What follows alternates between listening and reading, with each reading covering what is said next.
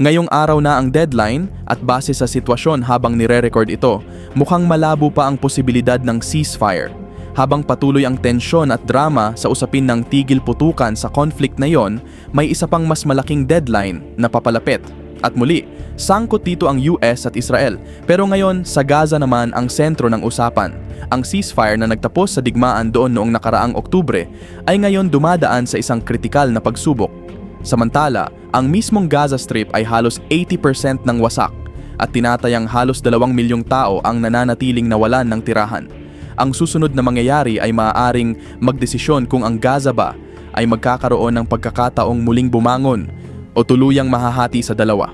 Pero bago tayo magsimula, kung bago ka pa lamang sa aming channel, mag-subscribe ka na para naman lagi kang updated sa mga ganitong uri ng video.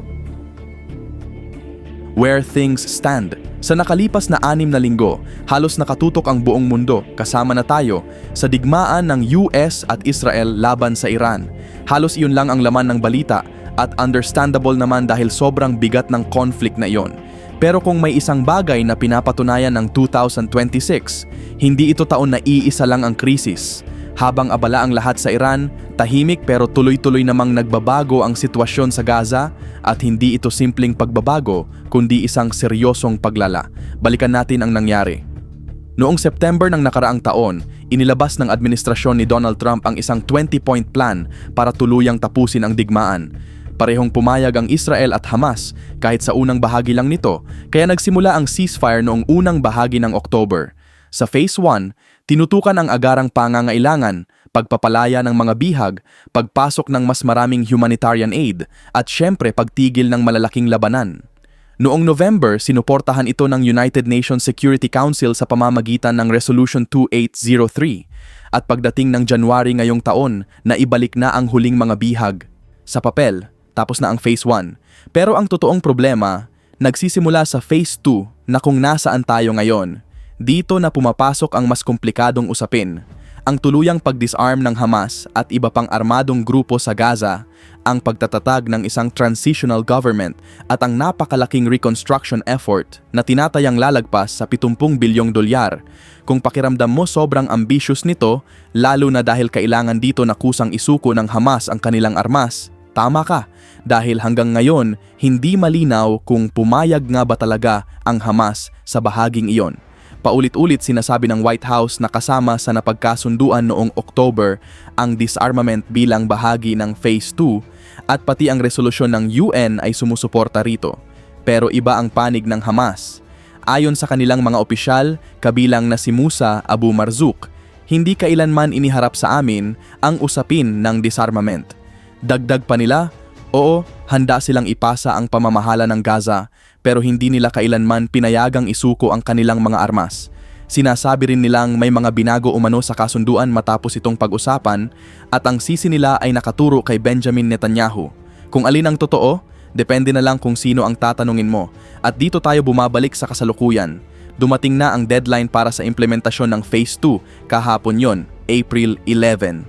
Ang grupong namamahala sa buong prosesong ito ay tinatawag na Board of Peace na nagsisilbing parang alternatibo sa United Nations na itinulak ni Trump, isang organisasyong mas naka-align sa kanyang mga kaalyado.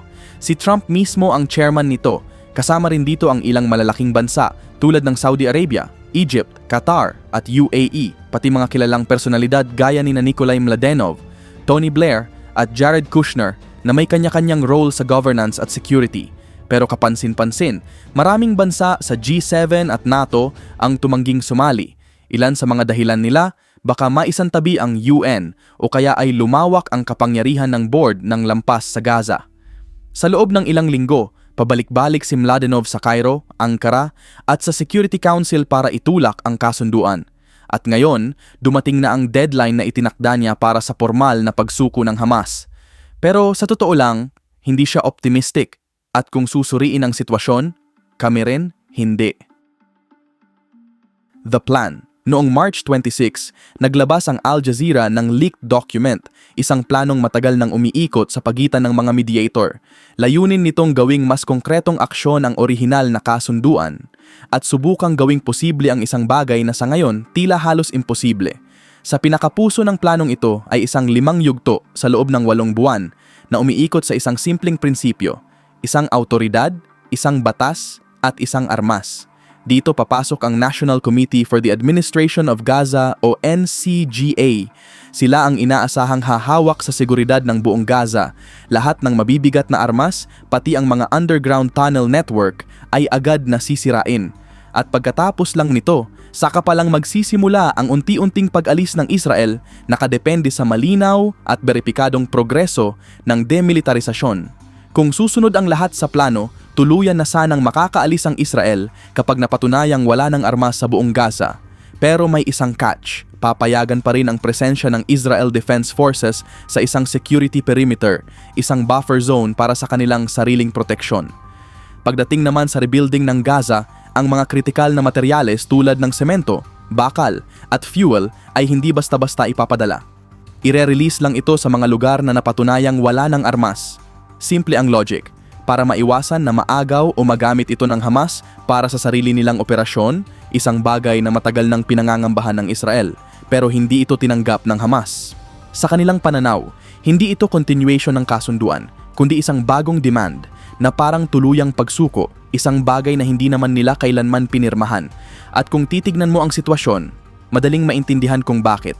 Oo, may mga incentives ang plano, tulad ng amnesty para sa mga mandirigma, reintegration programs at iba pang benepisyo. Sa perspektibo ng Israel, malalaking concession na ito, pero may kapalit. Kailangan munang kumilos ang Hamas at saka pa lang nila makukuha ang gantimpala. At doon nagkakaproblema. Hindi naman kilala ang Hamas sa pagiging consistent sa mga kasunduan, pero sa kabilang banda, halos zero rin ang tiwala nila na tutuparin ng Israel ang pangako nito, lalo na kapag isinuko na nila ang kanilang armas at kakayahang lumaban. Noong March 24, sinubukan ni Nikolai Mladenov na kumbinsihin ang magkabilang panig sa isang pagpupulong sa United Nations Security Council. Ayon sa kanya, ilang beses nang nagsagawa ng military operations ang Israel sa Gaza sa nakalipas na 2 dekada. Pero kahit anong kasunduan, bumabalik at bumabalik pa rin ang mga armas. Para tuluyang matapos ang cycle na yon, kailangan daw ng verified disarmament at isang professional na police force. Sa mga Israeli hardliners naman na naniniwalang military control lang ang solusyon, sinabi niyang kabaligtaran ang pinapakita ng nakaraang 25 years. Pero kahit anong paliwanag, hindi ganun kadali ang realidad. Hindi lang Hamas ang kailangang mag-disarm, kundi lahat ng armadong grupo sa Gaza.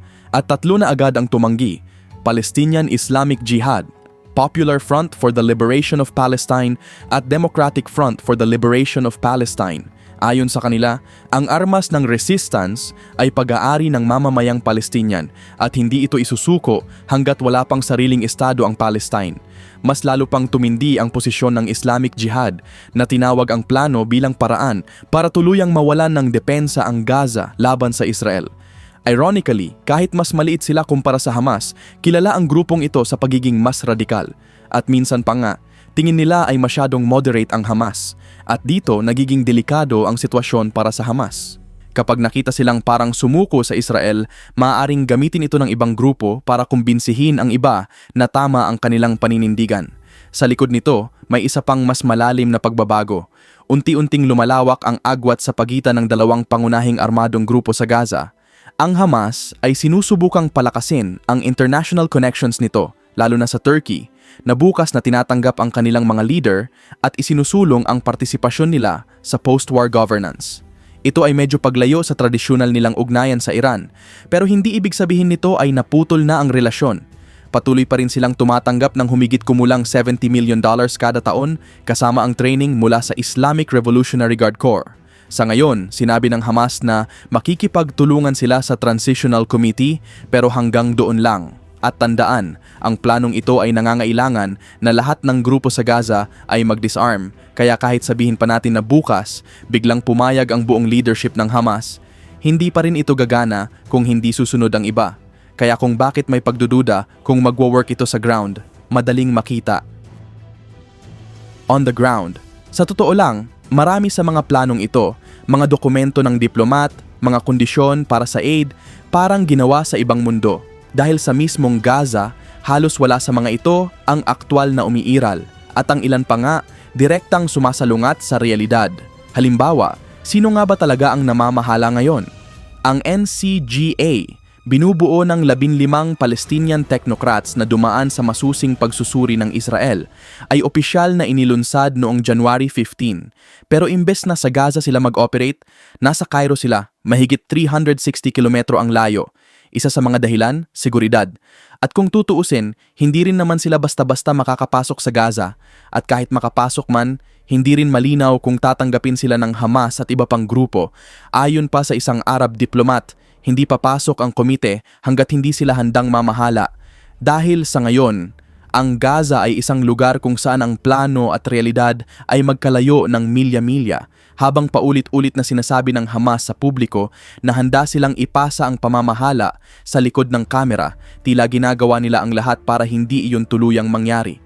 Nagpapatakbo pa sila ng mga kampanya laban sa itinalagang Internal Security Chief ng committee na si Sami Nasman, na inakusahan nilang collaborator. Hindi lang yon, nilitis pa siya in absentia at hinatulan, at may mga ulat pa na nagbanta silang ipakikitil siya sakaling bumalik sa Gaza. Sa panig naman ng Palestinian Authority, hindi rin sila masaya sa nangyayari. Sa kanilang pananaw, sila ang lehitimong gobyerno ng buong Palestinian territories, kaya hindi rin nila basta tatanggapin ang setup na ito. Ang resulta, parang sabay-sabay na sinasabutahe ng iba't ibang panig ang proseso. At dahil dito, ang pinakakongkretong hakbang pa lang sana ng komite, ang pagre-recruit noong February ng 5,000 kataong Transitional Police Force ay nauwi sa wala. Hanggang ngayon, 0 ang aktwal na na-deploy sa ground. Sa kasalukuyan, nananatili ang Hamas bilang de facto na may kontrol sa halos lahat ng lugar na wala sa direktang hawak ng Israel, at ang International Stabilization Force na inaasahang susuporta sa buong plano, wala ring naipadalang tropa. Naantala ito ng walang takdang petsa nang sumiklab ang digmaan laban sa Iran noong huling bahagi ng February. Pero may isang grupo na aktibong gumagalaw, at ironic dahil may tulong pa umano ng Israel sa pagbuo nito. Ito ang tinatawag na Popular Forces, isang milisya na may tinatayang 500 hanggang 700 na miyembro na pinamumunuan ni Ghassan Duhine, isang dating Salafi jihadist na may sinasabing koneksyon sa Islamic State. Sila ngayon ang nagsasagawa ng mga operasyon laban sa Hamas sa Eastern Rafah at nagbabantay sa ilang bahagi ng border na may suporta ng Israel. At habang nangyayari ang lahat ng ito, ang mismong kalagayan sa Gaza ay halos hindi na kayang ilarawan ng salita lang.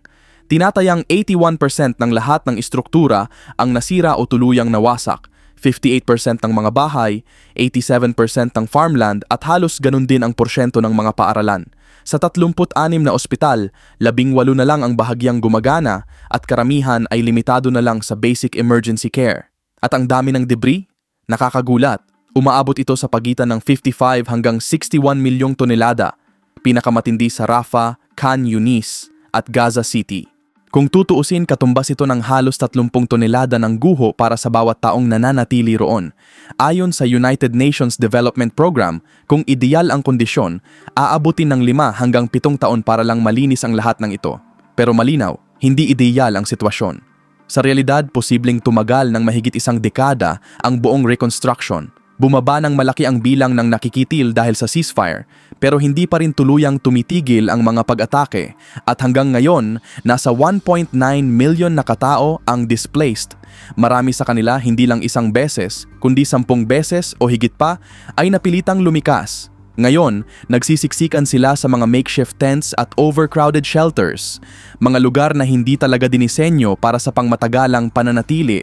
At dito pumapasok ang pinakamahalagang tanong, kung dumating ang deadline at wala pa ring progreso, ano ang susunod na mangyayari? Ang Middle East ay kilala sa napakaraming bagay, mayamang kasaysayan, pinagmulan ng 3 pangunahing relihiyon at mga tanawing disyerto na kahanga-hanga. Pero kung may isang bagay na hindi mo maaasahan dito, ito ay ang pagiging simple ng kahit ano. Mukhang hindi talaga handang magbago ang posisyon ng Hamas. Sa halip na diretsyong oo o hindi, malamang na magbibigay sila ng sagot na nasa gitna. Isang uri ng pag-iwas na tila sinasadyang pahabain ang proseso hanggat kaya. At sa totoo lang, ilang linggo na nilang ginagawa ito. Noong April 3 na pulong sa Cairo, hindi nila tahasang tinanggihan ang framework. Sa diplomatic terms, ibig sabihin nito, pinapatagal nila ang desisyon hanggat maaari. Ang counter-proposal nila? Imbes na 8 buwan, gusto nila itong gawing 3 taon. At gusto rin nilang magkaroon ng exemption sa weapons collection na magpapahintulot sa kanila na itago ang mas magagaan na armas. Pero sa mata ng marami, halos wala itong pag-asang maaprubahan. Tinawag na ito ng Board of Peace na posibleng pag-usapan lang ang maliliit na adjustments, hindi ang mga pangunahing pagbabago. At malinaw kung saan papunta ang desisyon. May formal deadline na itinakda, Sabado. Pero bago pa man dumating ang weekend, si Nikolai Mladenov ay nasa Turkey na para kunin ang final na sagot ng Hamas. Samantala, hindi na rin naghihintay ang Israel. Ayon sa ilang ulat, naghahanda na umano ang Israel para sa posibleng pagbabalik ng combat operations. Pero sa totoo lang, ang full-scale return sa Gaza ay hindi rin ganoon kadaling mangyari ngayon. Kung susundan mo ang mas malawak na sitwasyon sa Middle East, malinaw na overloaded na ang Israel. Kahit pansamantalang nabawasan ang pressure matapos ang ceasefire sa Iran, hindi ibig sabihin nito ay stable na ang lahat. Sa katunayan, may time limit pa nga ang kasalukuyang arrangement at posibleng magbago ulit ang lahat sa loob lang ng 2 linggo. Sa ganitong sitwasyon, hindi rin malayong bumalik ang malawakang airstrikes laban sa Iran. At habang nakatutok ang mundo sa Iran, may iba pang aktibong deployment ang Israel, lalo na sa southern Lebanon, kung saan patuloy ang operasyon at pinag-uusapan pa ang posibilidad ng semi-permanent buffer zone, pati reservist service, pinalawig mula 6 hanggang 9 na linggo. Sa madaling salita, stretched ang Israel Defense Forces, kaya sa malapit na hinaharap, mas malamang na hindi biglang reset ang mangyari, kundi mas lalo pang paglala ng kasalukuyang sitwasyon. May isa pang fallback plan na umiikot sa Washington. Ayon sa ulat ng Reuters, may alternatibong diskarte na posibleng iskip ang disarmament clause at mag-focus na lang sa reconstruction sa mga lugar na nasa ilalim ng Israeli control. Tinawag itong Plan B. Pero kung mangyari ito, babalik tayo sa babala ng maraming analysts, ang posibleng paghahati ng Gaza sa dalawa. Isang bahagi sa ilalim ng Israeli military control kung saan may reconstruction at aid, at isa pang bahagi sa ilalim ng de facto na kontrol ng Hamas na isolated, blockaded at patuloy na humihina. Para sa Hamas, may sariling kalkulasyon din. Ayon sa ilang ulat, inaasahan nilang ang ceasefire sa Iran ay maaaring magbago sa buong usapan na posibleng iugnay ng Tehran ang lahat ng resistance fronts sa iisang negotiation track. Sa ganitong senaryo, baka raw makasakay sila sa mas malawak na geopolitical shift. Pero may kabaligtaran ding takot. Kapag humupa na ang Iran situation, maaaring ibalik ng Israel ang buong focus nito sa Gaza. At mas kaunti na ang makakapigil dito. Si Nikolai Mladenov, na marahil ay isa sa pinakamabigat ang responsibilidad ngayon sa diplomasya, ay patuloy na sinusubukang kumbinsihin ang magkabilang panig na may paraan pa para putulin ang cycle ng karahasan. At sa teorya, tama siya. Pero sa praktikal, nagne-negotiate siya sa gitna ng isang krisis, sa ilalim ng deadline, at sa pagitan ng 2 panig na parehong kilala sa pagiging matigas sa usapan. At kahit anong mangyari sa desisyon ng Hamas, isang bagay ang sigurado. Hindi ang mga leader ang direktang magdadala ng epekto nito, kundi ang mga taong naninirahan sa Gaza. Sila ang unang makakaramdam ng lahat ng magiging kahihinatnan.